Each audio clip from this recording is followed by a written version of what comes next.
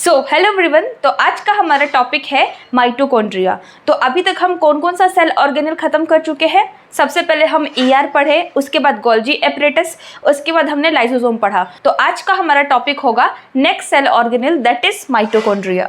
तो बेसिकली हम लोग माइटोकॉन्ड्रिया को स्टार्ट करते हैं with some very basic question. ये बताओ, जो हम लोग खाना खाते हैं, फूड इनटेक करते हैं, उसमें कौन कौन सा न्यूट्रिएंट प्रेजेंट होता है? बताओ। उसमें कार्बोहाइड्रेट प्रेजेंट होता है, ठीक है, प्रोटीन्स प्रेजेंट होते हैं, फैट प्रेजेंट होगा, विटामिन्स प्रेजेंट होगा, ठीक है, मिनरल्स प्रेजेंट होगा। तो ये सारे कंपोनेंट्स होते हैं फूड के, जिन्हें हम न्यूट्रिएंट बोलते हैं। ये सारी चीजें प्रेजेंट होता है हमारे खाने में। और हम लोग फूड को किस सिस्टम में लेते हैं?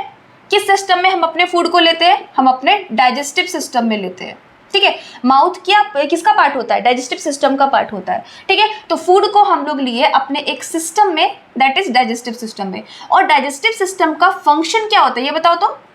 इसका फंक्शन होता है हमारे कॉम्प्लेक्स फूड को, कॉम्प्लेक्स बेसिकली फॉर्म को, फूड में जो कॉम्प्लेक्स फॉर्म है उसको सिंपल फॉर्म में कन्वर्ट करना, ठीक है। यही काम होता है हमारे डाइजेस्टिव सिस्टम का। यानी कि यहाँ पे जो कॉम्प्लेक्स कार्बोहाइड्रेट है उसको सिंपल कार्बोहाइड्रेट में कन्वर्ट करेगा, सिंपल कार्बोहाइड्रेट जैसे कि ग्लूकोज में कन्वर्ट करेगा, ठीक है ना। और प्रोटीन यहाँ पे कॉम्प्लेक्स होता है, इसको सिंपल फॉर्म में कन्वर्ट करेगा, दैट इज अमीनो एसिड में कन्वर्ट करेगा। फैट यहाँ पे कॉम्प्लेक्स स्ट्रक्चर है, इसको सिंपल स्ट्रक्चर में कन्वर्ट करेगा, दैट इज फैटी एसिड और ग्लिसरॉल में कन्वर्ट करेगा, ठीक है। तो इस प्रकार से हमारे कंपोनेंट्स को सिंपल फॉर्म में कन्वर्ट करने के लिए रिस्पॉन्सिबल हमारा डाइजेस्टिव सिस्टम है। अब क्या हुआ कि डाइजेस्टिव सिस्टम ये जो कॉम्प्लेक्स चीजें थे इसको सिंपल फॉर्म में कन्वर्ट कर दिया। अब क्या होता है, अब हमारे जो सिंपल फूड है उसको भेज दिया जाता है ब्लड में। ये डाइजेस्टिव सिस्टम से हमारा जो खाना है जो सिंपल फॉर्म में कन्वर्ट हुआ, इसके द्वारा इसको भेज दिया जाएगा बेसिकली हमारे ब्लड में। तो लेट सपोज करो हम लोग यहाँ से एक एग्जांपल लेके चल रहे हैं ग्लूकोज का, ठीक है। लेट सपोज करो कि हम लोग कॉम्प्लेक्स कार्बोहाइड्रेट खाएं, ठीक है। तो गया हमारा डाइजेस्टिव सिस्टम में, डाइजेस्टिव सिस्टम उसको सिंपल फॉर्म में कन्वर्ट कर दिया, दैट इज ग्लूकोज में कन्वर्ट कर दिया। अब इस ग्लूकोज को भेज दिया जाएगा ब्लड में, ठीक है। ग्लूकोज कहाँ चला गया? हमारे ब्लड में चला गया। अब ब्लड क्या करेगा? ग्लूकोज को बेसिकली ट्रांसपोर्ट कर देगा, ट्रांसपोर्ट करेगा, ठीक है, ट्रांसपोर्ट कर देगा हमारे बॉडी के अलग अलग सेल्स में। तो बॉडी के अलग अलग सेल्स में किसका ट्रांसपोर्टेशन कर देगा? किसको ट्रांसपोर्ट कर देगा? ये बताओ तो। ग्लूकोज का ट्रांसपोर्ट कर देगा। तो अभी तक हमने क्या देखा? हमने ये देखा कि हमारे सेल्स तक ग्लूकोज पहुंच गया है, ठीक है, हमारे सेल्स तक ग्लूकोज पहुंच गया है। देखो मैं इसको बहुत डिटेल में बता रहे, बहुत बेसिक से बता रहे, तो आई होप आपको सब समझ में आ रहा होगा। हम अभी तक क्या बताएं, जो हम लोग खाना खाते हैं वो डाइजेस्टिव सिस्टम के द्वारा सिंपल फॉर्म में कन्वर्ट होता है। उसके बाद हमने एक एग्जांपल लेके चला, दैट इज लेट सपोज करो हम लोग जो कार्बोहाइड्रेट खाए हैं उसको हमारा डाइजेस्टिव सिस्टम सिंपल फॉर्म में कन्वर्ट कर दिया, दैट इज ग्लूकोज में कन्वर्ट कर दिया। अब इस सिंपल फूड का होगा क्या होगा? इसको ब्लड को दे दिया जाएगा और ब्लड इसको पूरे बॉडी के हर एक सेल्स में इसको ट्रांसपोर्ट करके पहुंचाएगा, ठीक है। अब हम देखेंगे कि हमारे सेल्स में जो सिंपल कार्बोहाइड्रेट आया है, दैट इज ग्लूकोज, उसका हमारे सेल में क्या होने का है। समझ में आ रहा है यहाँ तक? तो ये हमारे बॉडी के सेल है जिसमें ग्लूकोज पहुंच चुका है, ठीक है, ग्लूकोज पहुंच चुका है। अब ये बताओ, इस ग्लूकोज का सेल करेगा क्या? इससे एनर्जी डिराइव करेगा। बेसिकली मकसद ही यही होता है कि हम लोग जो फूड खाते हैं उससे हमें एनर्जी निकालना होता है। हम बोलते हैं कि हम लोग खाना खा रहे हैं एनर्जी के लिए, तो बेसिकली ये जो एनर्जी है ये कहाँ पे निकलता है? खाने से एनर्जी हम कहाँ पे रिलीज करवाते हैं? हमारे बॉडी के सेल्स में कराते हैं। देखो अभी तक क्या हुआ, बस ग्लूकोज यहाँ तक पहुँचा, फिर ग्लूकोज को हमारा सेल इनटेक करेगा और हमारे सेल के अंदर इस ग्लूकोज को हम क्या करेंगे? इसको हम लोग तोड़ेंगे और इससे हम एनर्जी डिराइव करेंगे। अब इस ग्लूकोज का क्या होता है? देखो इस ग्लूकोज को हम लोग ब्रेकआउट करते हैं सिंपल फॉर्म में, एकदम ब्रेक कर रहे हैं। हम लोग ग्लूकोज को ब्रेक क्यों कर रहे हैं? इसको ब्रेक नहीं करेंगे ना तो एनर्जी रिलीज नहीं होगा। इसके ब्रेकडाउन से ही एक्चुअल में एनर्जी रिलीज होता है और हमें खाने से एनर्जी चाहिए ना, तो इसीलिए हम इसको ब्रेक करते हैं। अब इसका जो ब्रेकिंग वाला प्रोसेस है ना, ये साइटोप्लाज्म में भी होता है। ध्यान से सुनना, इसका जो ब्रेकिंग वाला प्रोसेस है ये साइटोप्लाज्म में भी होता है, प्लस एक ऑर्गेनेल के अंदर होता है, दैट इज हमारा माइटोकॉन्ड्रिया। तो यहाँ पे रोल आता है हमारे माइटोकॉन्ड्रिया का, ठीक है। तो ग्लूकोज का जो ब्रेकडाउन वाला प्रोसेस है ये प्रोसेस साइटोप्लाज्म में भी होता है प्लस माइटोकॉन्ड्रिया में भी होता है। तो कौन सा ऑर्गेनेल है जो ग्लूकोज के ब्रेकडाउन में, इसके ब्रेकडाउन से जो एनर्जी रिलीज होता है, इस प्रोसेस में कौन सा ऑर्गेनेल इन्वॉल्व है? हमारा माइटोकॉन्ड्रिया इन्वॉल्व है। ठीक है, अब हम लोग इसके स्ट्रक्चर को जूम करके यहाँ पे देखते हैं। देखो माइटोकॉन्ड्रिया में क्या होता है। देखो माइटोकॉन्ड्रिया में सबसे पहले एक आउटर मेम्ब्रेन होता है, सिंपल सा एक आउटर मेम्ब्रेन प्रेजेंट है और इनर मेम्ब्रेन प्रेजेंट है। यानी कि माइटोकॉन्ड्रिया हमारा ऐसा सेल ऑर्गेनेल है जिसमें मेम्ब्रेन प्रेजेंट होता है। समझ में आ रहा है चीज? ऑर्गेनेल बेसिकली यूकैरियोटिक सेल के अंदर दो प्रकार का होता है, एक वो जिनमें मेम्ब्रेन प्रेजेंट हो, एक वो जिनमें मेम्ब्रेन एब्सेंट हो। और मेम्ब्रेन प्रेजेंट होने वाले ऑर्गेनेल भी दो प्रकार के होते हैं, एक वो ऑर्गेनेल जिसमें सिंगल मेम्ब्रेन प्रेजेंट होता है, एक वो जिनमें डबल मेम्ब्रेन प्रेजेंट होता है। और डबल मेम्ब्रेन जिसमें प्रेजेंट होता है उसमें एक हमारा एग्जाम्पल आ गया माइटोकॉन्ड्रिया। तो अभी तक हम कौन कौन सा ऑर्गेनेल पढ़े? सबसे पहले हम ईआर पढ़े, एंडोप्लाज्मिक रेटिकुलम। क्या उसमें मेम्ब्रेन प्रेजेंट था? यस, ऑब्वियसली प्रेजेंट था, और उसमें सिंगल मेम्ब्रेन प्रेजेंट था। दूसरा हम पढ़े गोल्जी एपरेटस। गोल्जी एपरेटस में मेम्ब्रेन प्रेजेंट था? यस, प्रेजेंट था, उसमें भी सिंगल मेम्ब्रेन प्रेजेंट था। फिर हमने लाइसोसोम पढ़ा, लाइसोसोम में भी सिंगल मेम्ब्रेन प्रेजेंट होता है। तो अभी तक हम जितने भी ऑर्गेनेल पढ़े उसमें सबसे पहला ऑर्गेनेल जिसमें डबल मेम्ब्रेन प्रेजेंट होता है वो है हमारा माइटोकॉन्ड्रिया। ठीक है, तो अब माइटोकॉन्ड्रिया में आउटर मेम्ब्रेन यहाँ पे आप देख रहे हो, आउटर मेम्ब्रेन। और याद रखना इसका जो आउटर मेम्ब्रेन होता है ना, इसमें पोर्स देखने को मिलता है, ऐसे छोटे छोटे इसमें पोर्स देखने को मिलता है। अब पोर्स ऐसा होता क्यों है इसमें बताना जरा। कुछ भी मटेरियल के ट्रांसपोर्ट के लिए जो मटेरियल इसके अंदर सिंथेसाइज होगा उसको लेट सपोज करो साइटोप्लाज्म में जरूरत है। यहाँ पे सिंथेसाइज किया गया कुछ मटेरियल है जिसका जरूरत यहाँ पे है साइटोप्लाज्म में, तो कैसे जाएगा? इस पोर्स के थ्रू ही जाएगा।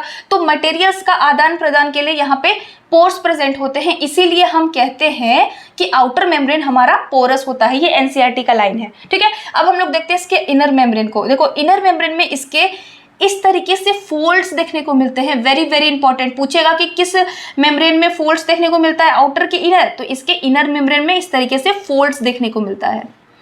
अब हम लोग देखेंगे कि ये फोल्ड्स की जरूरत क्या है, इनकी जरूरत क्यों है, क्या क्यों नहीं ये मेम्ब्रेन बेसिकली सिंपल से प्रेजेंट है। देखो इस मेम्ब्रेन को रखने का दो तरीका था, एक ऐसा बिल्कुल सिंपल सा रख देना, एक ऐसा जिसमें इसको फोल्ड करके रखना।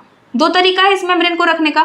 तो हम लोग इस मेम्ब्रेन को इस तरीके से ही क्यों रखें, यानी कि जो प्रकृति है, जो नेचर है, उसने इसके इनर मेम्ब्रेन को इस तरीके से फोल्ड करके क्यों रखा। देखो अब यहाँ पे एक एग्जांपल से इस चीज को हम लोग समझते हैं। लेट सपोज करो रस्सी को हम लोग को इस जगह पे रखना है और हमने रस्सी को इस तरीके से रखा। ठीक है, इतनी सी जगह में रस्सी को रखना है और रस्सी को हम लोग बिल्कुल सीधा करके रखे। एक ये तरीका हो गया। एक तरीका ये है कि इसी रस्सी को हम इस तरीके से फोल्ड करके रखें, और अगर हम लोग इसको फोल्ड करके रखेंगे ना तो इतना लंबा रस्सी बस इतने ही जगह में ऑक्यूपाई हो जाएगा।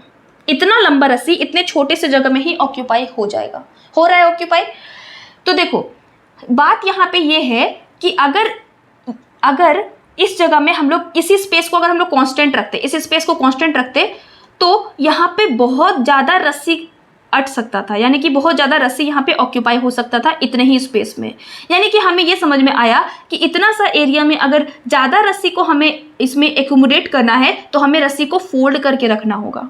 ठीक है, फोल्ड करके रखने होगा। और इसी फोल्डिंग की वजह से यहाँ पे देखो इसका सरफेस एरिया इंक्रीज हो गया है। वो कैसे? देखो लेट्स सपोज करो ये पहले ऐसे प्रेजेंट था, तो यहाँ पे कितना सरफेस है? बस इतने ही सा सरफेस है। सरफेस एरिया देखो रस्सी का, जैसे ये रस्सी, ठीक है, सरफेस एरिया किसको बोलेंगे? इसके ऊपर जितना सरफेस प्रेजेंट है उसको हम लोग सरफेस एरिया बोलेंगे, इसके ऊपर प्रेजेंट सरफेस को।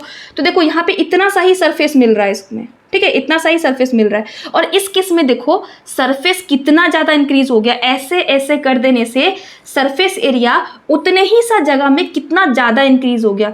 देखो कितना सारा सरफेस मिल गया। देख रहे हो सरफेस एरिया इंक्रीज हुआ कि नहीं? इतना सारा सरफेस मिल गया इतने छोटे से एरिया में। तो इस तरीके से फोल्ड करने से होता क्या है? सरफेस एरिया इंक्रीज होता है। इसीलिए हम लोग इसको इस तरीके से फोल्ड करके रखे हैं, सरफेस एरिया को इंक्रीज करने के लिए। अब जरूरत क्या है सरफेस एरिया को इंक्रीज करने का? क्योंकि जो एनर्जी रिलीज करने वाले जो रिएक्शंस है ना, ऐसे रिएक्शंस जिससे एनर्जी रिलीज होगा, हम बताएं यहाँ पे ग्लूकोज का ब्रेकडाउन से एनर्जी रिलीज होता है, तो इस प्रोसेस में एनर्जी रिलीज हो रहा है। ठीक है, तो एनर्जी रिलीजिंग रिएक्शंस कहाँ होता है? बताए थे साइटोप्लाज्म प्लस माइटोकॉन्ड्रिया में होता है, माइटोकॉन्ड्रिया में ज़्यादा होता है। तो ये जो रिएक्शंस है ना, ये इसमें इनर फोल्ड में होता है। इनर फोल्ड का जो मेम्ब्रेन है ना, इसमें बेसिकली एनर्जी रिलीज करने वाले रिएक्शन होते हैं। यानी कि ग्लूकोज का जो ब्रेकडाउन हो रहा है वो यहाँ पर भी चलता है माइटोकॉन्ड्रिया के अंदर। ये जो स्पेस है जिसे हम बेसिकली मैट्रिक्स कहते हैं, इस स्पेस में भी चलता है, प्लस इसके जो इनर फोल्ड्स होते हैं इसमें भी एनर्जी रिलीज करने वाले रिएक्शंस चल रहे होते हैं। तो वो रिएक्शंस यहाँ पे होते हैं, इसीलिए इसका सरफेस एरिया को इंक्रीज कर दिया जाता है ताकि यहाँ पे रिएक्शंस अच्छे से बहुत मतलब बेसिकली इस एरिया में अच्छे से हो सके। तो इनर मेम्ब्रेन का सरफेस एरिया इंक्रीज क्यों रहता है? क्योंकि यहाँ पे केमिकल रिएक्शन चल रहे होते हैं, ऐसे केमिकल रिएक्शन जिससे एनर्जी रिलीज होगा। ठीक है, अब देखो बेसिकली होता क्या है, ग्लूकोज का आधा ब्रेकडाउन यहाँ पे होता है और आधा ब्रेकडाउन इस माइटोकॉन्ड्रिया के अंदर होता है। तो माइटोकॉन्ड्रिया के अंदर तो ब्रेकडाउन हुआ और बहुत इंपॉर्टेंट रिएक्शन बेसिकली इसके फोल्ड्स में होते हैं। अब वो क्या होते हैं ना, वो हमें अभी नहीं पढ़ना, वो 11th क्लास में डिटेल में बताया गया है। ठीक है, तो बस इतना ध्यान रखो, ग्लूकोज का जो ब्रेकडाउन वाला रिएक्शन होता है वो साइटोप्लाज्म प्लस माइटोकॉन्ड्रिया में भी होता है। और माइटोकॉन्ड्रिया में क्या होता है, इसके ये जो स्पेस जिसे हम मैट्रिक्स बोलते हैं यहाँ पे भी होता है, प्लस इसके इनर मेम्ब्रेन में होता है। आउटर मेम्ब्रेन में नहीं होता, इनर मेम्ब्रेन में होता है। तो हम इसीलिए इसके सरफेस एरिया को इंक्रीज कर देते हैं ताकि ये जो केमिकल रिएक्शंस है वो इसमें अच्छे से हो सके। आपके एनसीईआरटी बुक में यही लिखा हुआ है कि एनर्जी रिलीज करने वाला जो रिएक्शन है वो बेसिकली हमारे इनर फोल्ड में, इनर मेम्ब्रेन में होता है, इसलिए इसका सरफेस एरिया को हम इंक्रीज कर देते हैं।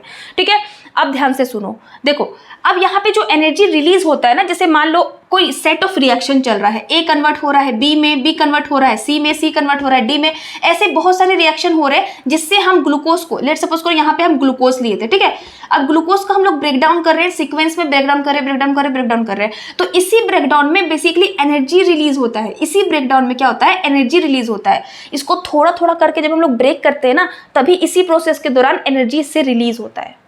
समझ में आ रहा है क्या बोल रहे हैं? तो ये जो एनर्जी रिलीज हो रहा है ना, इसको हम लोग स्टोर कर लेते हैं एटीपी के मॉलिक्यूल में। एटीपी क्या है? एटीपी एक मॉलिक्यूल है जिस मॉलिक्यूल में हम लोग एनर्जी को ट्रैप करके रख रहे हैं। तो कहीं पर भी अगर सेल में एनर्जी प्रेजेंट है ना, तो वो एटीपी के फॉर्म में प्रेजेंट होगा। इस रिएक्शन में जो एनर्जी रिलीज हो रहा है उसको कोई ना कोई रखने के लिए तो होना चाहिए ना, कोई ना कोई मॉलिक्यूल होना चाहिए जिसको ट्रैप करके रखे। तो एटीपी इसको रखता है। तो याद रखना कि एनर्जी स्टोरिंग जो मॉलिक्यूल होता है वो हमारा एटीपी होता है। ठीक है, तो यहां तक क्या आपको समझ में आया? एटीपी के बारे में भी डिस्कस कर रहे हैं, यहां तक पहले इस चीज को समझो। हम क्या बताएं, सबसे पहले हमने डिस्कस किया कि हम लोग जो खाना खाते हैं उसको सबसे पहले सिंपल फॉर्म में हमारा डाइजेस्टिव सिस्टम कन्वर्ट करता है और उसको दे देता है ब्लड को, और ब्लड ट्रांसपोर्ट करके हमारे बॉडी के सेल्स तक क्या पहुंचता है, हमारा फूड पहुंचता है। फूड में कौन सा सिंपल फूड पहुंचेगा? ठीक है, जैसे कि ग्लूकोज हमारे बॉडी के सेल्स तक पहुंचे। अब सेल के अंदर क्या होगा, इस ग्लूकोज से हम एनर्जी डिराइव करेंगे, और ये एनर्जी डिराइविंग वाला जो रिएक्शन है ये बेसिकली साइटोप्लाज्म में थोड़ा सा होता है और बाकी जितना भी प्रोसेस है सारा माइटोकॉन्ड्रिया के अंदर होता है। फिर हम माइटोकॉन्ड्रिया का स्ट्रक्चर को डिटेल में देखें कि माइटोकॉन्ड्रिया में आउटर मेम्ब्रेन होता है जो सिंपल सा प्लेन होता है और पोरस होता है, उसमें पोर्स प्रेजेंट होते हैं। पोर क्यों होता है? ट्रांसफर ऑफ मटेरियल के लिए, अंदर से बाहर, बाहर से अंदर मटेरियल के ट्रांसपोर्ट के लिए पोर्स प्रेजेंट होगा। उसके बाद हम देखें कि इनर मेम्ब्रेन में बहुत सारे फोल्ड्स देखने को हमें मिले। क्यों फोल्ड्स देखने को मिले? क्योंकि एनर्जी निकालने वाला एक्चुअल में माइटोकॉन्ड्रिया के अंदर जो प्रोसेस हो रहा है ना, वो इस जगह पे होता है, प्लस यहाँ पर भी होता है, दोनों जगह पे होता है। यहाँ पर भी एटीपी जनरेटिंग केमिकल रिएक्शन चल रहे होते हैं और यहाँ पे भी चल रहे होते हैं। तो ये रिएक्शंस बेसिकली इस जगह पे होते हैं, इसीलिए हम इसका सरफेस एरिया को इंक्रीज कर देते हैं ताकि वो रिएक्शंस आराम से अच्छे से यहाँ पे हो सके।